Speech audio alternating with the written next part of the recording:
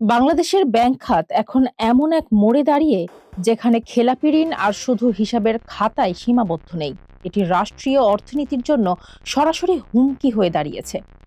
সেই বাস্তবতায় প্রথমবারের মতো প্রকাশ্য চাপের পথে হাঁটার ইঙ্গিত দিল ব্যাংকগুলো।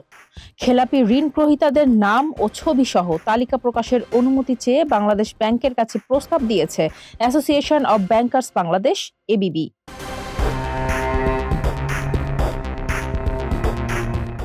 ব্যাংক খাতের সংকট এখন আর আড়ালে নেই, এটি সংখ্যায়, অনুপাতে এবং ঝুঁকিতে স্পষ্ট।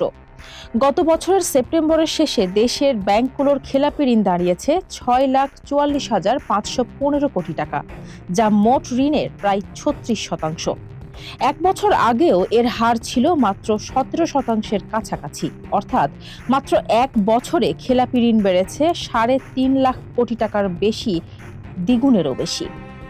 বাংলাদেশ ব্যাংকের সংশ্লিষ্টরা বলছেন, এই হঠাৎ উল্লফনের বড় কারণ হলো দীর্ঘদিন ধরে আড়াল করে রাখা লুকানো খেলাপি ঋণ এখন সামনে আসা।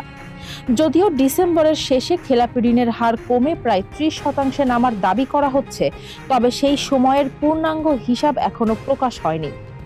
বিশ্লেষকদের মতে, খেলাপি ঋণের এই উচ্চাহার ব্যাংকিং ব্যবস্থার স্থিতিশীলতা, বিনিয়োগ আস্থা এবং সামগ্রিক অর্থনীতির জন্য একটি গভীর ও দীর্ঘমেয়াদী ঝুঁকির ইঙ্গিত দিচ্ছে।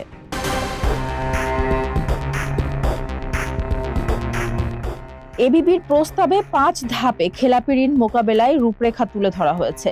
সবচেয়ে আলোচিত প্রস্তাব খেলাপি ঋণ গ্রহীতার নাম ও ছবি প্রকাশ, বিদেশ যাত্রায় নিষেধাজ্ঞা এবং ব্যবসায়ী সংগঠনের নির্বাচনে অযোগ্য ঘোষণা।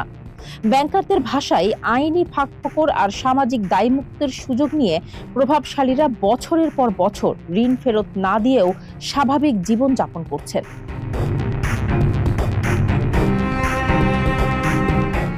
আরও এক ধাপে আদালত কেন্দ্রিক কৌশল কঠোর করার প্রস্তাব এসেছে।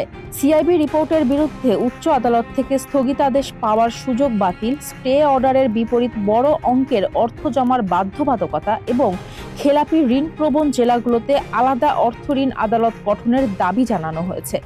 পাশাপাশি বন্ধকি সম্পদ নিলামে বিক্রি সহজ করতে কর, ভ্যাট ছাড় ও প্রশাসনিক অনুমোদন কমানোর কথাও বলা হয়েছে।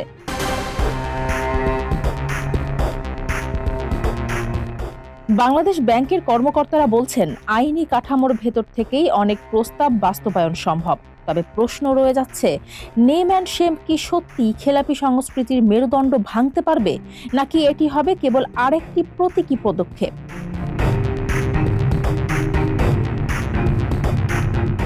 তবুও একটি বিষয় স্পষ্ট, খেলাপি ঋণের পাহাড় ভাঙতে ব্যাংক খাত আর নরম চিকিৎসা চায় না। এখন প্রশ্ন, কেন্দ্রীয় ব্যাংক কি এই কঠোর প্রস্তাবগুলো বাস্তবে রূপ দিতে প্রস্তুত? ফারজানা হাসিন, মানব কণ্ঠ।